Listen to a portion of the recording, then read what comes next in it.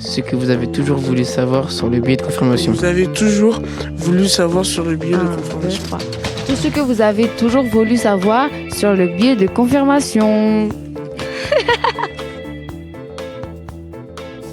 Bonjour, bonsoir, messieurs, mesdames, et bienvenue dans ce podcast intitulé « Tout ce que vous avez toujours voulu savoir sur le biais de confirmation ». Aujourd'hui, on va vous parler d'un phénomène qui nous concerne tous. Ce phénomène, c'est le biais de confirmation. Mais c'est quoi exactement ? Eh bien, c'est notre tendance naturelle à chercher, à retenir et à croire uniquement les informations qui confirment ce que l'on pense déjà, et à ignorer ou à minimiser tout ce qui pourrait nous contredire. En gros, on a une idée en tête et notre cerveau fait le tri pour ne garder que ce qui lui donne raison. Pratique, mais parfois très trompeur. Et pour explorer ce sujet sous toutes ses facettes, les élèves ont travaillé dur. Voici donc ce qui vous attend aujourd'hui. On va commencer par aller à la rencontre des gens grâce au micro-trottoir réalisé par 2 équipes de choc.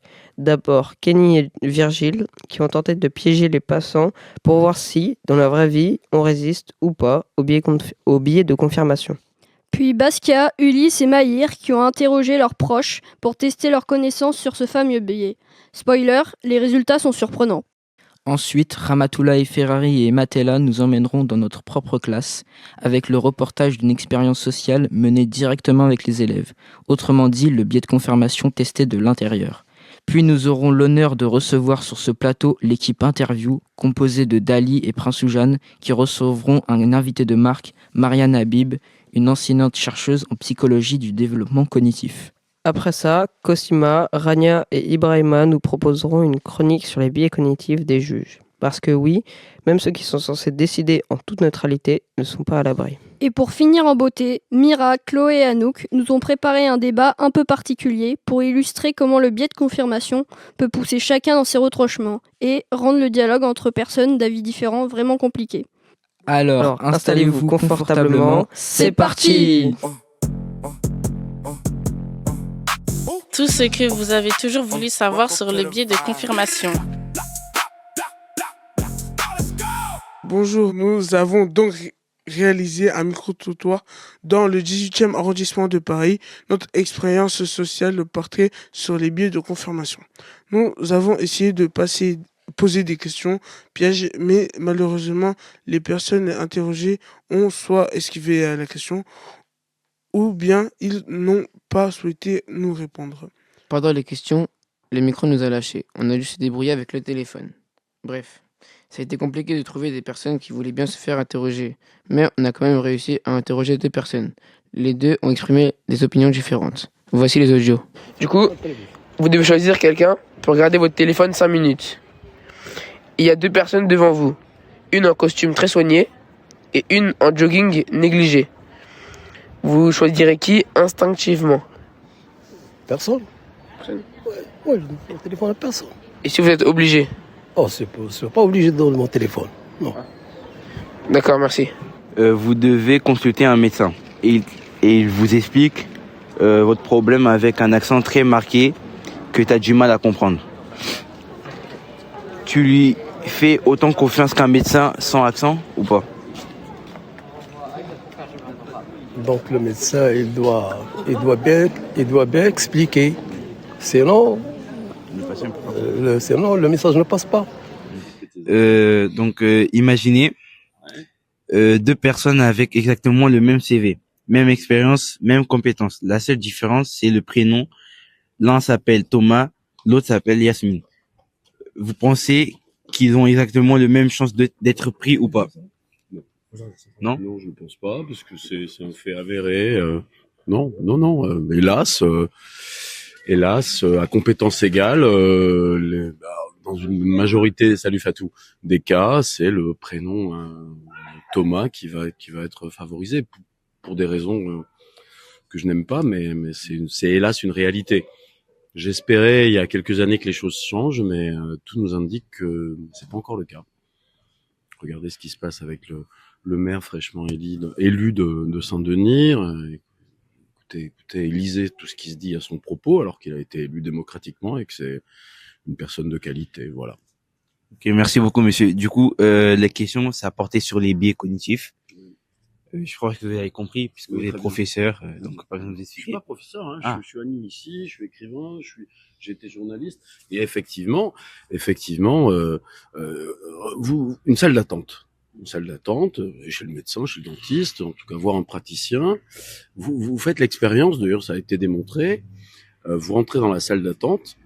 Enfin, vous n'y êtes pas, vous êtes témoin, et je suis assis, et vous êtes assis à côté de moi. Il reste 2 chaises. À côté de moi, une chaise vide, et à côté de vous. Une fois sur 2, la personne qui va rentrer, même si elle est pas ouvertement raciste, va s'asseoir à côté de moi et pas à côté de vous. Voilà. Merci beaucoup. Merci. Bon courage. Merci.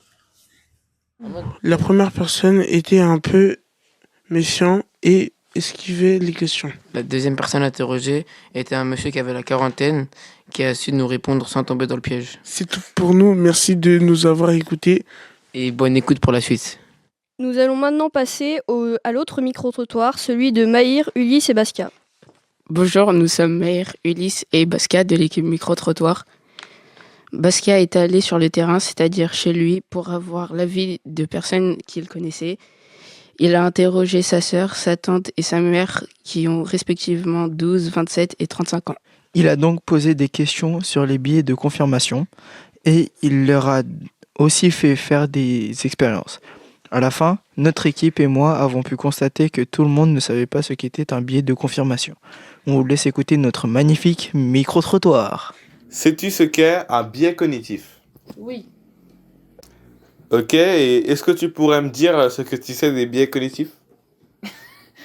C'est quand on a des croyances internalisées Ok, et que c'est par là, on pense qu'on a raison. ok.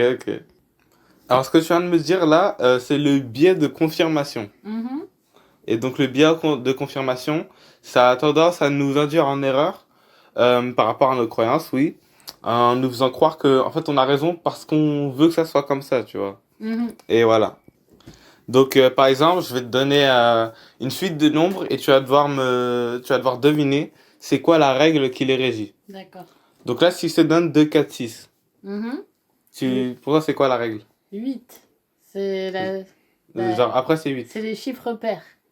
La Et suite. bah non, justement, c'est pas ça. Ah zut. Mais du coup, est-ce que tu pourras me dire une autre règle? Les multiples de 2? Non, c'est pas ça non plus. Du coup, je vais te donner la règle. En fait, la règle, c'était des nombres dans l'ordre croissant. Alors, sais-tu ce qu'est un biais cognitif? Oui, je pense savoir. Ok, bah, est-ce que tu pourras me donner une courte définition? Je dirais que selon l'éducation, le contexte et la vie d'une personne, elle développe une sorte de prisme et elle voit les choses, la réalité à travers son propre prisme. Ok, et bah, je vais te faire passer une expérience sur le biais de confirmation. Est-ce que tu es d'accord? Oui, bien sûr. Alors, la question, ça va être... quand tu te pèses sur une balance et que, par exemple, le poids affiche 59,8, est-ce que tu vas avoir tendance à garder le 59,8 comme il est ou alors à l'arrondir à 60, par exemple? Non, je garderai à 59,8. Ok, bah, ça veut dire que sur ce sujet, tu n'as pas de biais de confirmation. Mais ça, c'est génial! Alors, sais-tu ce qu'est un biais cognitif? Non, je ne sais pas. Ok. Alors moi, je travaille sur les biais cognitifs et je dois te poser un test pour savoir si tu as des biais de confirmation. Est-ce que tu sais ce qu'est un biais de confirmation? Non. Ok, bah alors on va directement passer au test. Alors la question c'est, si un jour tu as des personnes se disputer et qu'elles te demandent de régler le conflit, mais qu'une des deux personnes est ta meilleure amie et que l'autre personne, tu l'aimes pas forcément trop, à qui vas-tu avoir tendance à donner raison? Bah, ma meilleure amie. Ok, et bah ça veut dire que par rapport à ce sujet, tu as certains biais de confirmation. Alors les biais de confirmation, c'est le fait de, par rapport à tes envies, modifier tes choix. J'ai pu remarquer que ma sœur, ne connaissant pas le biais de confirmation, l'a utilisé pour répondre à mes questions. En revanche, ma mère n'est pas tombée dans le piège car elle connaissait le biais de confirmation. Et pour ma tante, elle connaissait déjà le biais de confirmation, mais elle est quand même tombée dans le piège. Nous allons maintenant passer au reportage de Ematella, Ramatoulaye et de Ferrari. Bonjour mesdames et messieurs. Au cours d'une intervention dans notre classe de 3e 2, Mathilde, qui est chargée de mission à la Fédération de Paris de la Ligue de l'enseignement, a animé une expérience sociale qui consiste à démontrer l'existence du biais de confirmation. Mathilde nous a demandé de juger un élève fictif d'après un portrait qu'elle nous a lu. Nous devions nous déplacer dans la salle pour juger son comportement. Nous allons donc vous diffuser l'audio de l'expérience. Donc, Lucas, c'est un élève qui a 14 ans. Il est supporter de l'OM et l'affiche fièrement en portant un maillot à son effigie. Hier, plusieurs élèves l'ont vu dans la cour en train de discuter avec un petit groupe. Mais on ne sait pas exactement de quoi il parlait. Un surveillant dit simplement qu'il se déplaçait rapidement vers la sortie, sans donner plus de détails. Certains camarades trouvent qu'il peut être un peu bruyant parfois, mais rien de très problématique. On ne sait pas vraiment ce qui s'est passé hier, ni pourquoi Lucas semblait pressé. Maintenant, je vais vous demander de juger cette personne en la notant.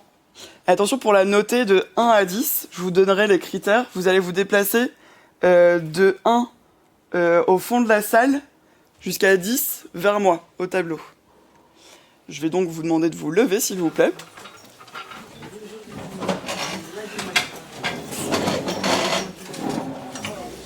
Ok. Alors, donc sur une échelle de 1 à 10, 1 étant au fond, 10 étant vers moi, à quel niveau vous noteriez le comportement de Lucas comme étant louche? Parce que c'était bizarre un peu son comportement. Ok. Ok. Vous êtes tous d'accord pour dire que c'était pas hyper louche. Ok. Donc pareil, de 1 à 10, donc Lucas est-il un élève perturbateur, plutôt 1, ou un élève sage, plutôt vers moi? Ok, ça se déplace vers moi. Ok.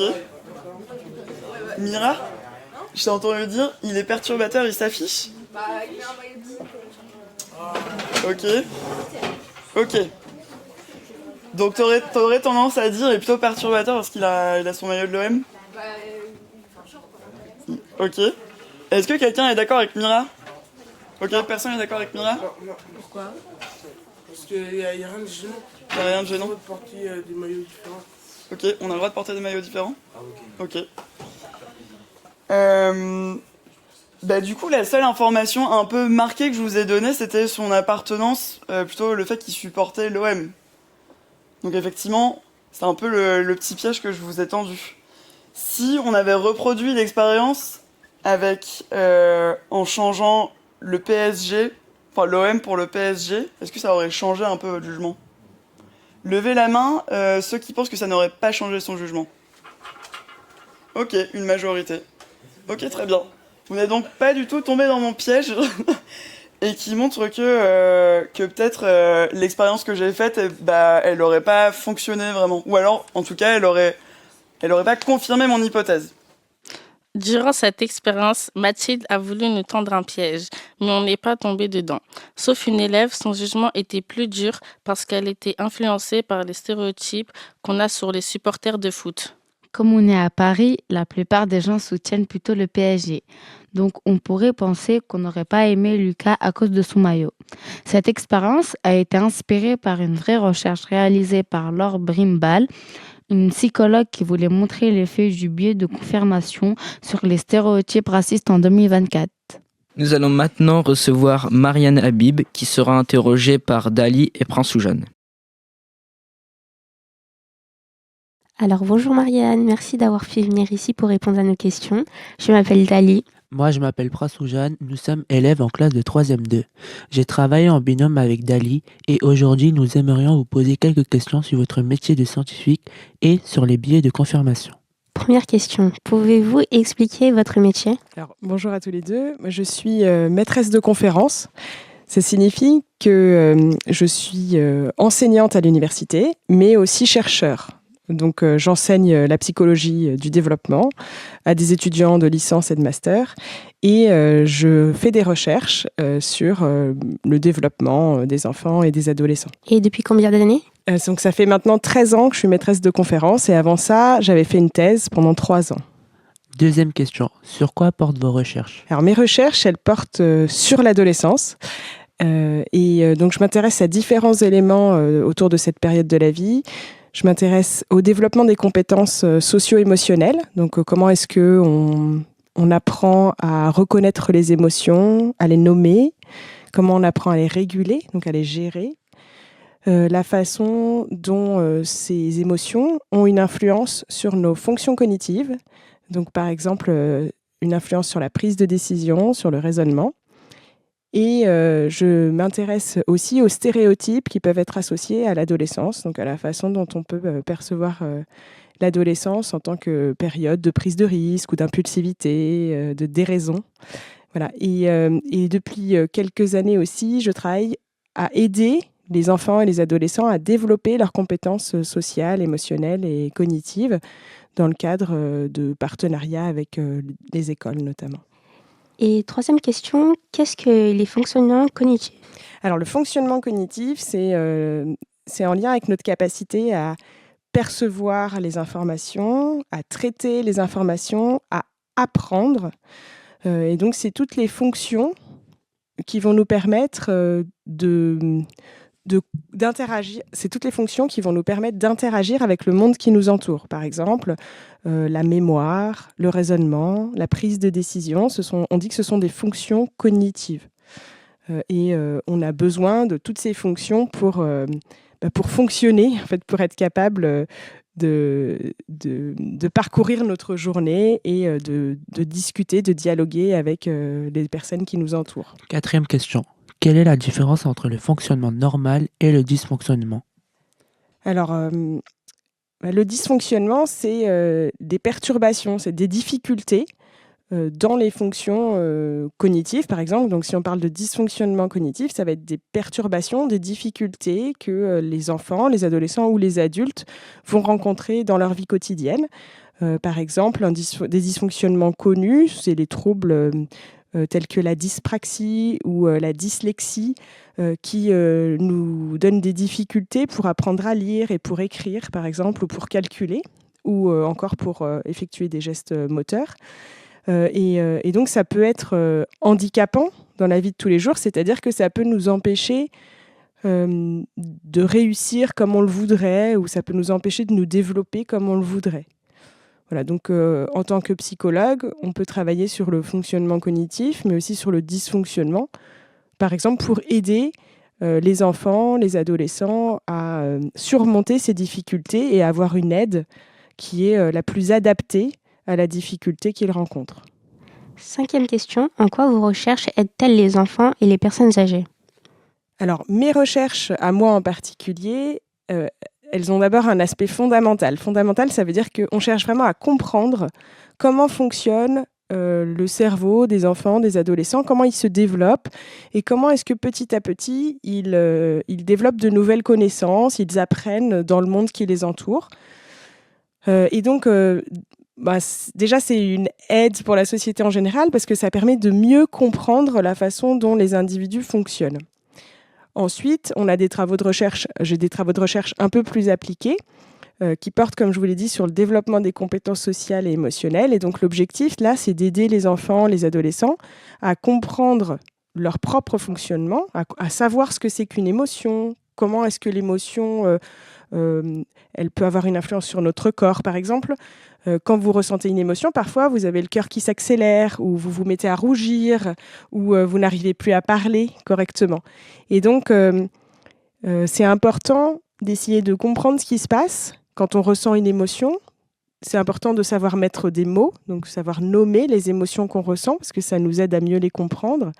Et puis, quand on sait bien comprendre les émotions, on a plus de capacité, de facilité à gérer nos émotions, donc à gérer notre stress, on parle de régulation, à gérer notre excitation aussi, à gérer notre colère, pour éviter d'avoir des comportements qui ne seraient pas adaptés ou qui nous empêcheraient aussi de faire ce qu'on veut faire. Par exemple, si on est trop stressé et que ça nous empêche de faire un exposé oral, alors là, ça va être difficile pour nous, ça va être problématique parce qu'on risque d'avoir une mauvaise note pour cet exposé. Donc, c'est important d'apprendre à bien gérer ses émotions. Et donc, j'essaye d'avoir des travaux appliqués qui aident les enfants et les adolescents à bien gérer leurs émotions et à découvrir des stratégies pour gérer leurs émotions. Voilà, par exemple, une stratégie qui peut être utilisée, c'est la cohérence cardiaque. Donc, on va chercher à respirer en ralentissant le rythme de la respiration. Par exemple, inspirer 5 secondes, expirer 5 secondes pendant 3 à 5 minutes. Et ça peut nous aider à gérer notre stress et ensuite à réussir à parler calmement quand on a un exposé à faire. Ça peut nous aider aussi à nous endormir, par exemple. Et donc, voilà, c'est aider les enfants et les adolescents à développer des connaissances et des stratégies pour comprendre et gérer leurs émotions. 6e question. Pourquoi est-ce important d'étudier le développement cognitif? Alors, pourquoi est-ce important d'étudier le développement cognitif? Alors, c'est comme toute étude en psychologie, c'est important déjà pour nos connaissances, pour améliorer les connaissances au sujet du fonctionnement des individus. Et puis, le fonctionnement cognitif, c'est extrêmement large, ça inclut des compétences comme l'attention, la mémoire. L'attention et la mémoire, c'est extrêmement important dans notre vie quotidienne parce qu'on en a besoin pour apprendre, pour être attentif aux consignes, attentif aux règles qu'on nous apprend. On en a besoin pour mémoriser les informations ensuite, une fois qu'on les a vues en cours. Il faut encore les mémoriser, les apprendre et ensuite être capable de les réutiliser au moment où c'est adapté. Donc ça, c'est juste un exemple de quelques éléments, de quelques fonctions cognitives, mais du coup, c'est important de comprendre toutes ces fonctions pour aussi comprendre ce qui se passe quand elles dysfonctionnent, donc quand on a des difficultés, par exemple, d'apprentissage ou les raisons qui poussent à faire des erreurs, par exemple. 7e question. À quoi servent vos recherches dans la vie de tous les jours? Ça revient un petit peu à des choses que j'ai dites. À quoi servent mes recherches dans la vie de tous les jours? En fait, le fait de développer ces connaissances émotionnelles, justement, c'est quelque chose qui sert tous les jours. C'est-à-dire que nos émotions, elles sont là au quotidien. Tous les jours, on peut ressentir de la joie, de la peur, de la tristesse ou du regret. Parce qu'un autre domaine de recherche parmi ceux que j'étudie, c'est le développement du regret. Et le regret, c'est une émotion qui est très désagréable, qui peut nous pousser, qu'on n'aime pas ressentir, mais qui peut nous pousser à nous améliorer pour éviter de ressentir du regret par la suite. Donc, c'est une émotion aussi qui nous permet d'apprendre de nos erreurs pour, par la suite, s'améliorer et éviter de recommencer ces mêmes erreurs. Donc, dans la vie quotidienne, on ressent des émotions plusieurs fois par jour. Quand on est adolescent, par exemple, on ressent ces émotions de façon plus intense par rapport aux adultes. Et donc, c'est important de comprendre tout ça, de comprendre des spécificités qui se produisent à l'adolescence par rapport à l'âge adulte, de savoir comment gérer ses émotions au quotidien, parce que sinon, ça peut nous pousser soit à échouer certaines choses dans notre vie quotidienne, soit à des conflits avec les gens qui nous entourent. Si la colère survient de façon inadaptée à l'école, ça peut avoir des conséquences très désagréables et très négatives pour nous. Voilà. 8e question. Qu'est-ce qui vous a donné envie de travailler dans ce domaine? Quand j'étais étudiante, j'ai eu beaucoup de cours sur le développement des fonctions cognitives et sur les compétences sociales et émotionnelles. Et c'est vraiment parmi tous les cours que j'ai eus, c'est les cours qui m'ont le plus intéressée. C'est les cours que j'apprenais le mieux, que je retenais le mieux et que je trouvais les plus passionnants. Et donc, comme je les trouvais les plus passionnants, c'est pour cette raison que j'ai voulu continuer à travailler dans ce domaine. Et donc, j'ai cherché à continuer à travailler ensuite pendant mon master, pendant ma thèse, avec des personnes qui travaillaient sur ces thèmes de recherche. Et donc, c'est grâce à eux, grâce à ces enseignants et enseignantes, que j'ai pu apprécier ce domaine de recherche et avoir envie de continuer à travailler dans ce domaine. Et puis, c'est vraiment un domaine très large, très riche. On a tout le temps des choses à apprendre et à expliquer aux autres. Voilà, je pense que j'ai encore quelques années devant moi à travailler sur ces questions. 9e question, pouvez-vous nous expliquer qu'est-ce qu'un biais de confirmation? Alors, un biais de confirmation, c'est un biais de raisonnement. On va déjà commencer par ça. Un biais de raisonnement, c'est des erreurs qui sont produites par les individus de façon systématique. Ça veut dire que quand les individus sont confrontés à un problème, à un biais, ils vont soit répondre de façon correcte, soit répondre de façon erronée, donc se tromper. Mais quand ils se trompent, eh ben, ils commettent tous la même erreur. C'est ça qu'on appelle un biais de raisonnement. C'est quand on est face à un problème et que l'erreur qui est commise est toujours la même. Donc, le biais de confirmation, c'est un biais de raisonnement qui consiste à retenir principalement les informations qui vont dans le sens de nos propres idées, nos idées préconçues. Donc, par exemple, imaginons que vous ayez un stéréotype très fort pour une catégorie de personnes. Donc, je vais prendre une catégorie qui n'existe pas pour éviter de fâcher quelqu'un. Donc, imaginons que vous ayez un biais très fort sur les extraterrestres.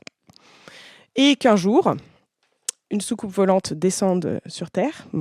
Je ne crois pas aux extraterrestres, c'est juste un exemple. Et donc, cette soucoupe volante descend sur Terre et les extraterrestres, ils ont plein de caractéristiques. Je ne sais pas, ils sont bleus, ils ont des grandes oreilles, ils ont des petites mains et des grands pieds. Et vous étiez persuadé que les extraterrestres étaient bleus avec des grandes mains, mais l'information concernant les mains, vous n'allez pas la retenir parce qu'elle n'allait pas dans votre sens. Donc, vous allez plutôt retenir l'information concernant la couleur de la peau. Bon, c'est un exemple un peu... voilà. Et donc, le biais de confirmation, c'est ça, c'est le fait de retenir et de donner plus d'importance aux informations qui vont dans notre sens. Et quand il y a des informations qui ne vont pas dans le sens de ce qu'on pensait, qui sont contraires à ce qu'on pensait, eh ben, on ne va pas y prêter attention. Et du coup, c'est un biais très important en sciences qu'il faut chercher à éviter. Parce que quand on est chercheur, nous-mêmes, on essaye de ne pas en avoir, mais on a des idées, parfois des idées préconçues, donc des stéréotypes, par exemple, sur certaines choses, certains phénomènes, ou... on a des stéréotypes sur certains phénomènes, et donc c'est très important en sciences de ne pas regarder uniquement les informations qui vont dans le sens de ce qu'on avait prévu. C'est important aussi de donner de l'attention, d'accorder de l'attention aux informations qui vont dans le sens contraire, parce que sinon on risque de faire des erreurs importantes. Voilà. Et donc c'est vrai que dans l'histoire de la science, il y a pu y avoir des erreurs importantes, et justement parce que les gens n'ont pas prêté suffisamment attention aux informations qui n'allaient pas dans leur sens. Et par exemple, si on a des stéréotypes très importants sur certaines origines ethniques ou sur certaines catégories de la population, souvent, on va retenir principalement les informations qui vont dans notre sens, et c'est ce qui fait qu'on a des stéréotypes, et que ces stéréotypes, on a du mal justement à les dépasser, à aller au-delà de nos stéréotypes. Dernière question. En quoi votre métier a un lien avec les biais de confirmation? Alors, mon métier à moi, personnellement, il n'a pas de lien direct avec le biais de confirmation, mais le biais de confirmation, comme je vous le disais, c'est un biais qu'il est très important de connaître en sciences pour y résister. Parce que dans la recherche de la preuve scientifique, donc dans la recherche de la vérité scientifique, c'est important de ne pas prêter attention qu'aux informations qui vont dans notre sens, sinon on risque de rater une partie des informations, et donc on risque de tirer des conclusions qui ne seraient pas les plus adaptées par la suite, et qui nous conduiraient à faire des erreurs. Eh bien, merci Marianne d'avoir pu répondre à nos questions. Nous avons posé toutes nos questions et merci. Mais merci à tous les deux d'avoir préparé ces questions. Merci à l'ensemble de la classe et à vos enseignants et aux personnes qui vous ont accompagnés pour la préparation de ces questions. Nous allons maintenant écouter les chroniques de Ibrahima, Rania et Cosima. On a lu un article du journal Sciences Humaines qui traite des biais cognitifs des juges. Il raconte que certains juges peuvent être influencés par la couleur de la peau de la personne qu'ils ont à juger. Le jugement d'une personne blanche sera plus favorisé contrairement à celui d'une personne noire. En effet, les stéréotypes sur les personnes noires peuvent influencer la décision d'un juge durant son jugement. D'après de nombreuses études, il a été prouvé que les personnes noires sont jugées plus sévèrement par les juges blancs, tandis que les juges noirs ont tendance à juger moins sévèrement. Le biais pro-endogroupe est la cause de ce phénomène qui mène à favoriser des personnes avec qui nous partageons des traits communs, idées, opinions, genres et ethnies. Le biais de confirmation qui fait objet de ce podcast est celui qui conduit à invalider des informations contredisant nos attentes et en valorisant d'autres qui soutiennent nos points de vue. Ce biais peut poser problème durant une audience car le juge peut avoir des opinions ou des croyances qui influencent son jugement et le mener à commettre des discriminations. Pour conclure, les juges devraient faire abstraction du physique et du genre de la personne qui est jugée. En ce qui concerne les biais de confirmation et endogroupe, les juges devraient garder leur avis et leurs idéaux pour eux-mêmes et cela ne devrait pas influencer le choix et le jugement de leur vie professionnelle. Tout ce que vous avez toujours voulu savoir sur le biais de confirmation. Et maintenant, place au débat avec Mira, Chloé et Anouk. Bonjour, nous voici accompagnés de Nara Koudounian et Catherine Aubry. Bonjour. En quoi consiste votre métier, Madame Koudounian? Alors moi, je me définis en tant que tradwife, ce qui est donc en gros à peu près comme dans les femmes des années 50, avec un petit peu plus de profondeur. Et du coup, mon contenu sur les réseaux sociaux consiste à filmer mon quotidien, étant donné que servir mon mari, m'occuper de mes enfants sont d'excellentes valeurs à mes yeux, et qu'elles devraient être plus populaires auprès des femmes, surtout celles des réseaux qui oublient leurs devoirs auprès des hommes. Merci. Et vous, Catherine Aubry, en quoi consiste votre métier? Alors moi, je suis tout simplement une autrice militante. Je me bats pour la cause LGBTQIA+. Je suis également une autrice engagée pour la cause féministe. Et depuis la remontée des Tradwives, je parle ouvertement des méfaits de cette idéologie. Merci. Maintenant, nous allons débattre. Est-ce que Tradwife, selon vous, est une vocation d'avenir? Moi, je trouve que l'idéologie tradwife aspire à de bonnes valeurs, car c'est comme ça depuis toujours, tout le monde le sait, parce que les femmes sont naturellement soumises aux hommes. C'est un fait. En fait, vous donnez des idées complètement misogynes qui ne font que rabaisser les femmes. Si vous pouvez parler aujourd'hui sur un plateau comme celui-ci, c'est grâce au féminisme. Mon père s'est suicidé car ma mère ne s'est pas occupée de lui. Elle a toujours négligé son travail de femme. On peut penser qu'être tradwife est une activité insignifiante, mais en réalité, elle aide à la santé mentale et le train de vie des hommes. L'expérience que vous avez eue avec votre père ne doit ni vous définir, ni définir l'entièreté des femmes. Les femmes méritent de faire ce qu'elles veulent, tout comme les hommes. Vous êtes en train de dire que ma mère a bien fait de laisser mon père mourir? Tout ça pour mener une vie comme elle l'entendait, remplie de péchés? Non, vous déformez mes propos. Votre père aurait dû s'occuper de lui-même, peu importe la présence d'une femme ou non dans sa vie. Votre mère avait tous les droits de vivre sa vie comme elle l'entendait. Et vous m'avez prouvé encore une fois que les féministes n'ont pas de cœur. Madame Koudounian est partie. Ah, Madame Aubry aussi. J'espère que vous nous suivez toujours. Ce qu'il vient de se passer est un exemple de la chambre d'écho. Avec les réseaux sociaux, les débats et les conversations sont des valeurs qui se perdent. Le but de ce débat était de montrer comment deux biais de confirmation différents nous mettent dans des cases d'idéologie dont on ne peut pas sortir. Merci de nous avoir écoutés. Et voici la fin de ce débat haut en couleur. Voilà qui conclut cette émission consacrée aux biais de confirmation. J'espère que vous repartez avec une petite voix dans la tête qui, la prochaine fois que vous serez sûr d'avoir raison, vous soufflera. Et si je vérifiais quand même? Un immense bravo à toutes les équipes pour leur travail remarquable. Et merci à vous de nous avoir écoutés jusqu'au bout. Restez curieux, restez ouverts et méfiez-vous de votre cerveau. À bientôt. Ce que vous avez toujours voulu savoir sur le biais de confirmation. Vous avez toujours voulu savoir sur le biais de confirmation. Tout ce que vous avez toujours voulu savoir sur le biais de confirmation.